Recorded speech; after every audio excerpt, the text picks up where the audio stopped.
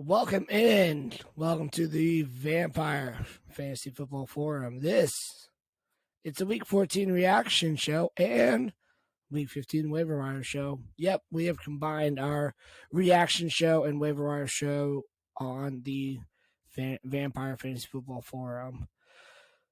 Playoffs. Playoffs are among us. Not the NFL playoffs. But for those of you that play fantasy football, which, let's face it, that's part of the reason why you listen to me talk about this, it's the start of fantasy football playoffs this week. Now, you may have missed the playoffs due to an injuries dealt to your team late, maybe in the Monday night game, or maybe you're able to still squeak by despite injuries plaguing your team.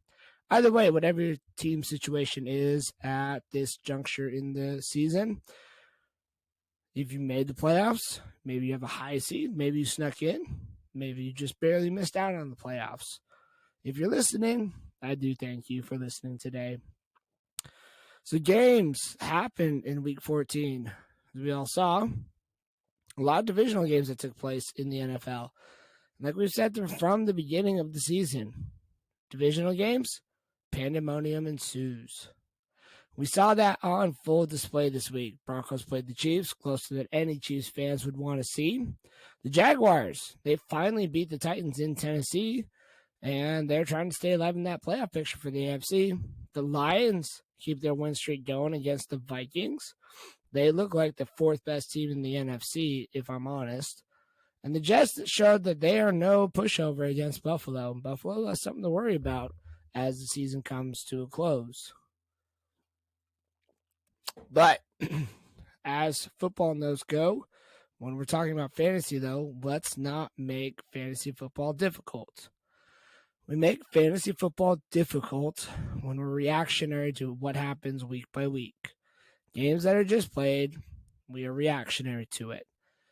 But when we use the data points, and we now have 14 weeks of data points to glean from information, both offensively and defensively, this is where if we're just looking at a box score and making a decision based on happen, that's a bad thing. But we can look at beyond the box score, not being inaccurate. We look at see what happened 1 week and making a decision and seeing how it's going to be for the next few weeks. This is how it matters. Are we building on trends that we see happen, looking beyond the box scores, looking beyond a score that happened, looking to usage, or are we just taking this player did well this week, so therefore I'm going to pick him up, or this player didn't do well, so therefore I'm going to drop him because therefore he sucks. That's how we win and lose weeks on the margins. As fantasy football managers, we are evaluating football players. And that can be a skewed evaluation based on what we see or just looking at the box score. There's more that we should be evaluating when we see what players and why players are doing what they are on the field. Or if the process that we've said or that we've put out is a correct process, or do we need to enhance that process, right? Are we seeing the process that we anticipated, or are we not getting that outcome from the process that we anticipated? Remember, football is about randomness. The ball bounces one way or the other. It may go one way your game, and the process works, and you get the outcome that you desired. The process also works when it doesn't get the outcome you desired, but we have to understand why that is to sustain the. This is where we're looking at taking the fringe players, seeing where opportunities lie, and we're taking that week by week, and we separate where fringe players have a 1 week wonder, or are they a weekly play that has turned into that from a week by week, the data that we see, that process.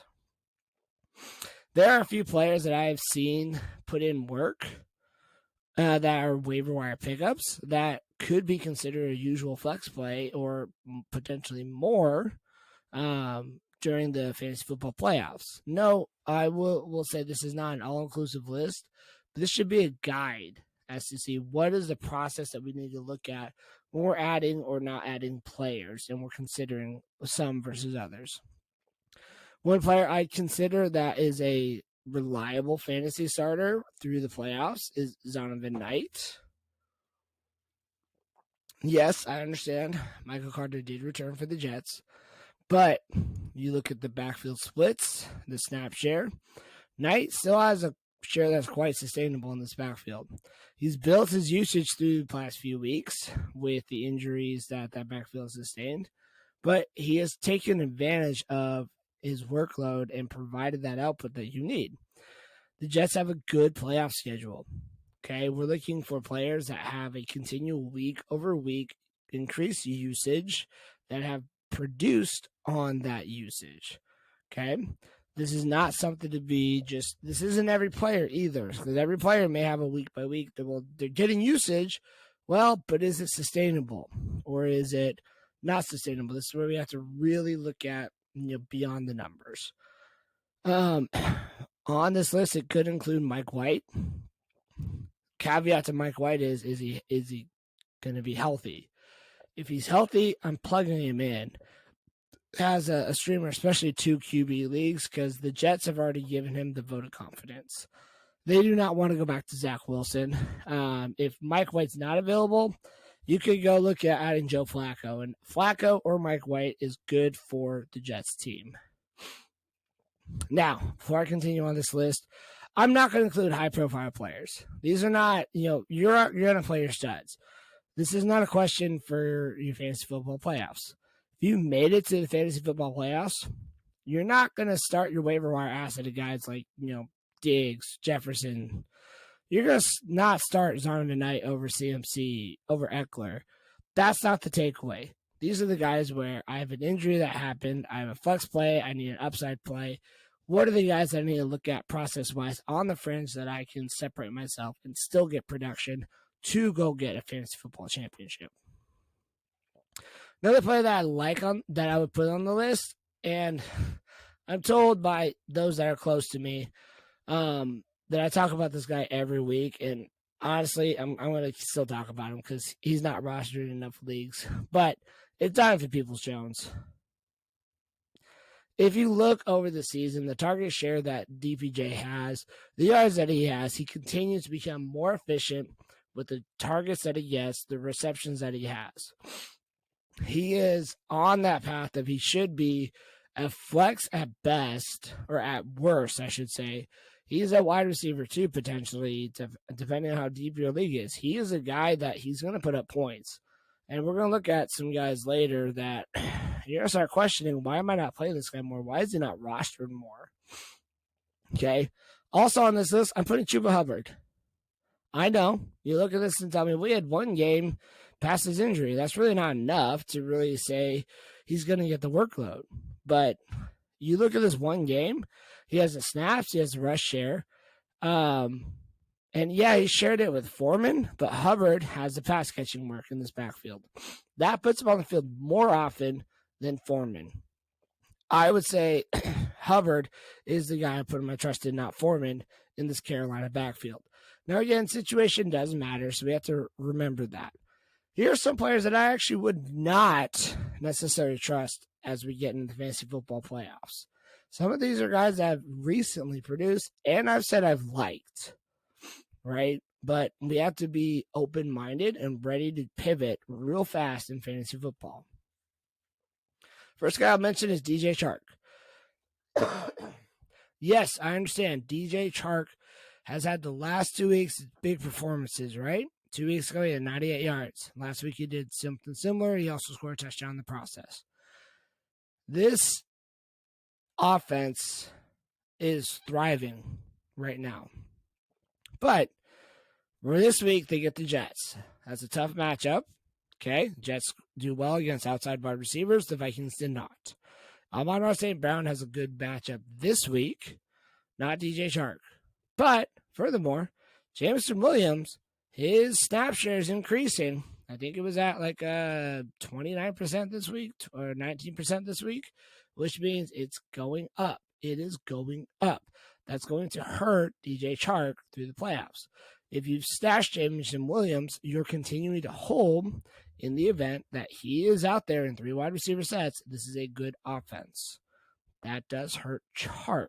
Now, Chark has proven since he came back and has been healthy, he's also able to have a workload and a production that's usable.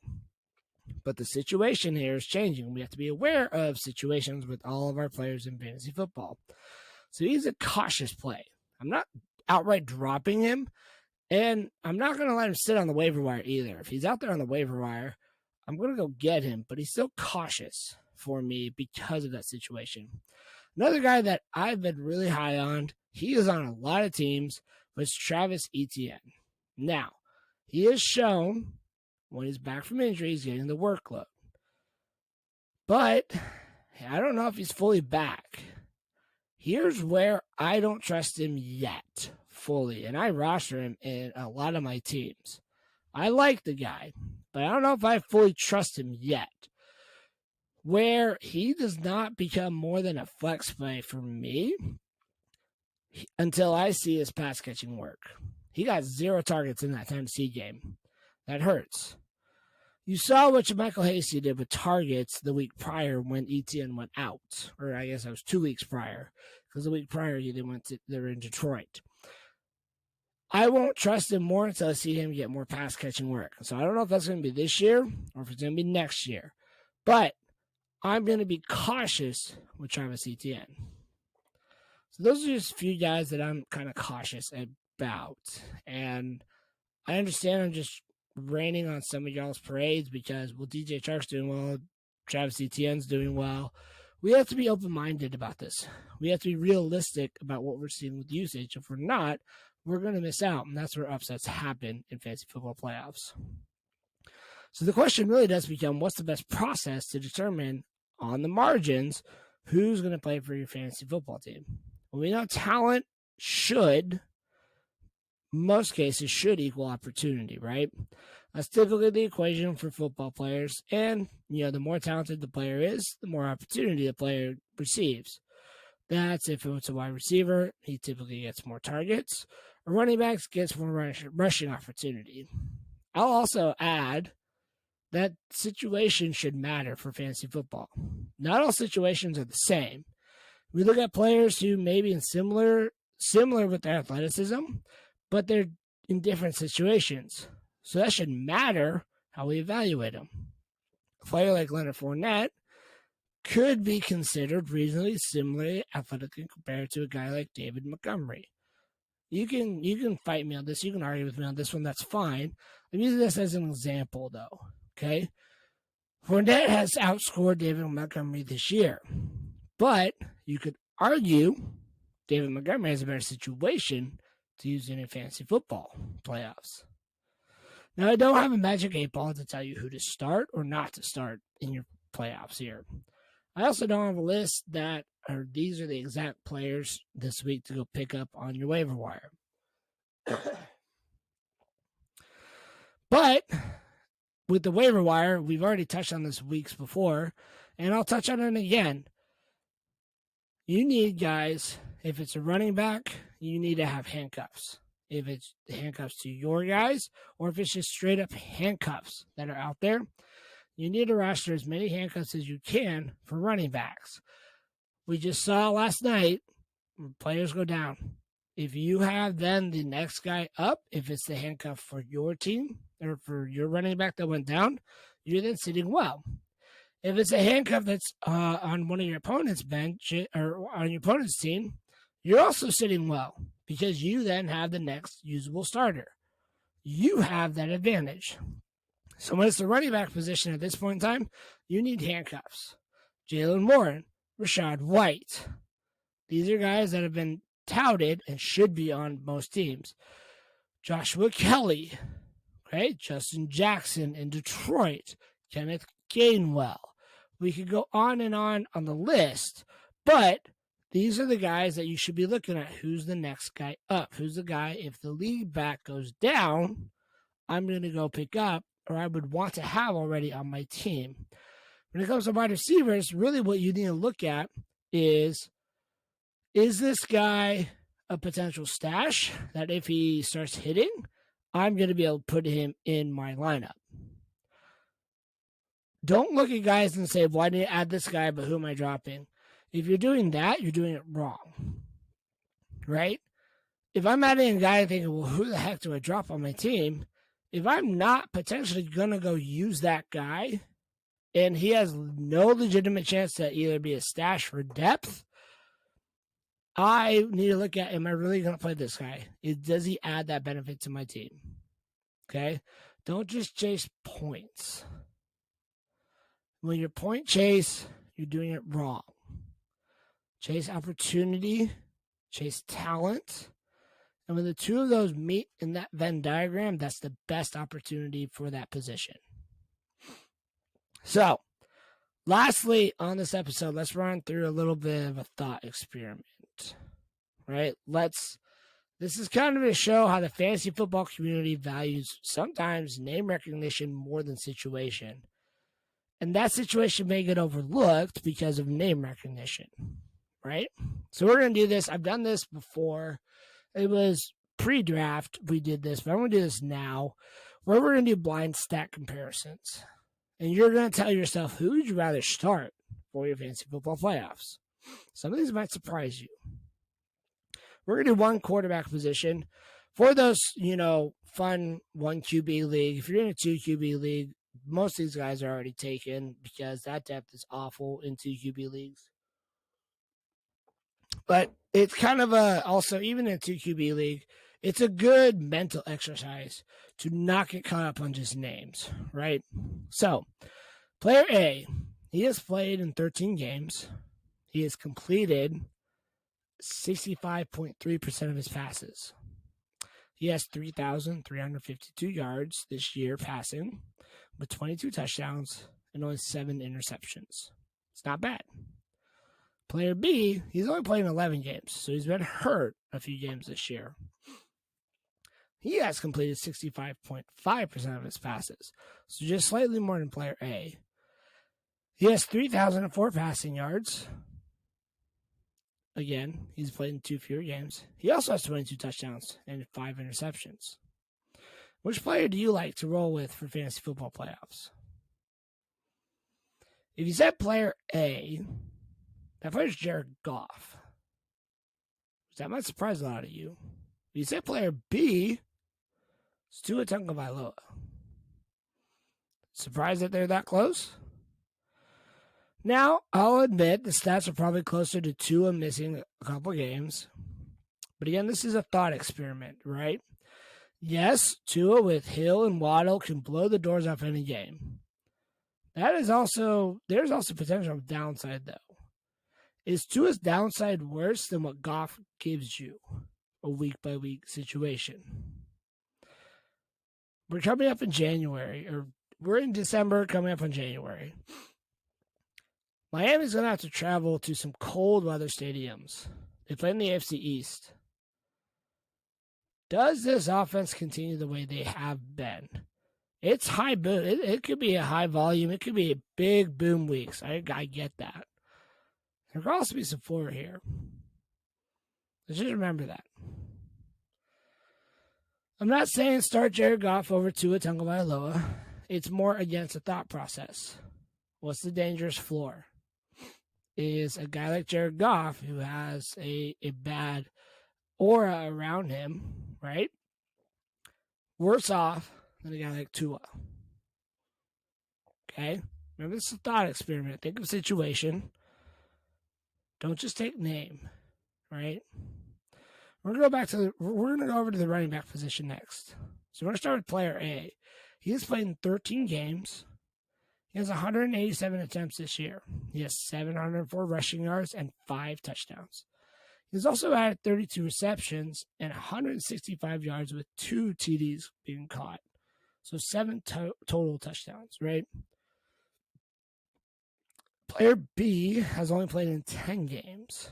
So again, fewer games. He has 192 attempts, 5 more attempts in 3 fewer games. 861 yards with 4 touchdowns. He's added 27 receptions for 130 yards with no receiving touchdowns. So player A has more touchdowns, more receiving work, and not quite as many rushing yards. Now he's playing 3 more games. But who do you want? And I think this is a tough one.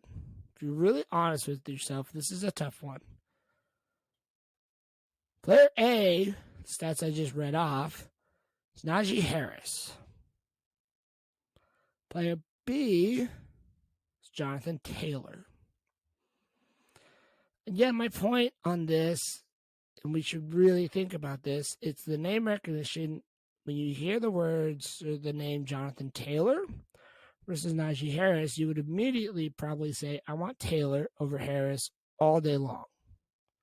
Right? There's also, again, talk of situation. If I mention, well, hey, I should have Najee Harris, you could have him in a trade, but I want this, you'd probably say that's too high because Najee Harris is in a bad situation. Pittsburgh's really bad. Should we also consider Jonathan Taylor in a bad situation, though? Is Indy also in a bad situation? Again, I'm not going to tell you what the right answer is because I think that's a debate. But it's an interesting thought experiment, is it not? Najee Harris actually outranks Jonathan Taylor this year in PPR settings. Just remember that. We're going to do one more running back position here, right? Player A, he's only played in 12 games. He has 149 rushing attempts with 534 yards. He also has 3 touchdowns on those rush attempts. He has 55 receptions and 380 yards with 3 touchdowns on those receptions. Player B, he has played in 13 games. He has 163 rush attempts, so more rush attempts, 814 yards, more rushing yards, with 4 touchdowns. Now, he has only 25 receptions with 214 yards with no touchdowns there. So player A has 2 more touchdowns total. But who are you taking? If you said player A, you want Leonard Fournette. If you said player B, you want Travis Etienne. Now, I use these two to compare each other for a reason. This should show the floor of Etienne until he starts getting more work in the pass-catching game. He has a good rush upside. He has even more upside when he starts to catch balls.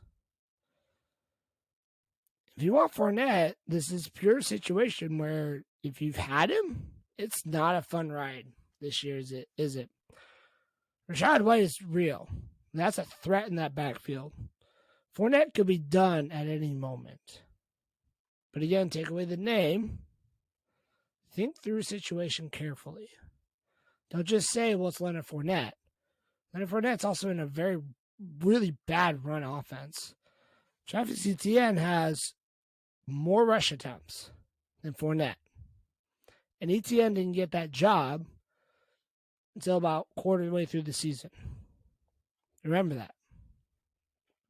Let's go switch to the wide receiver position for a bit, and we'll be done with this. I appreciate you guys listening again. Like and subscribe on YouTube. Find us on Spotify as well.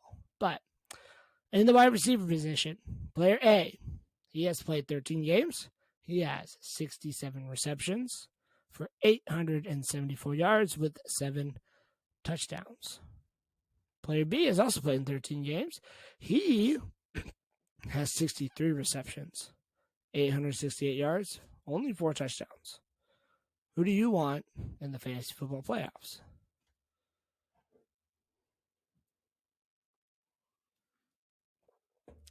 You said player A, you're choosing Christian Kirk. Now, the Jaguars are not a bad offense. They are starting to click. Christian Kirk is a good player. If you said I want player B,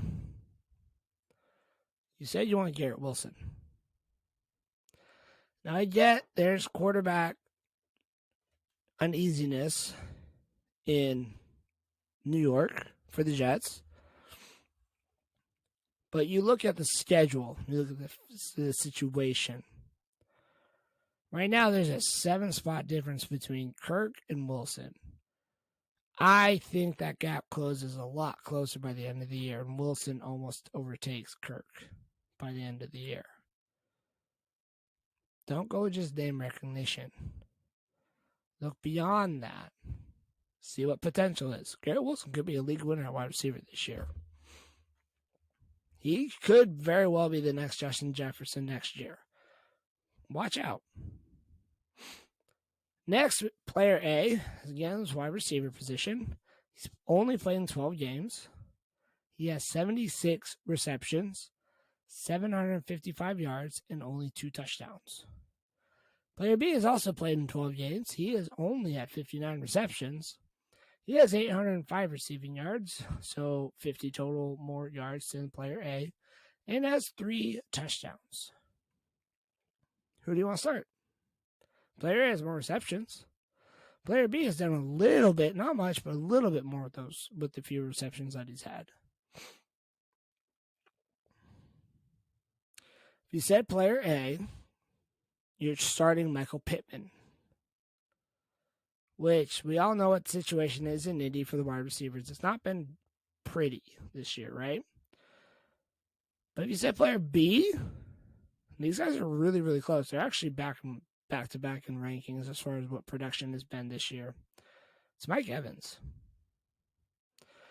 This is where name recognition could cloud some of our judgment in fantasy football. We may not see the situation clearly, right?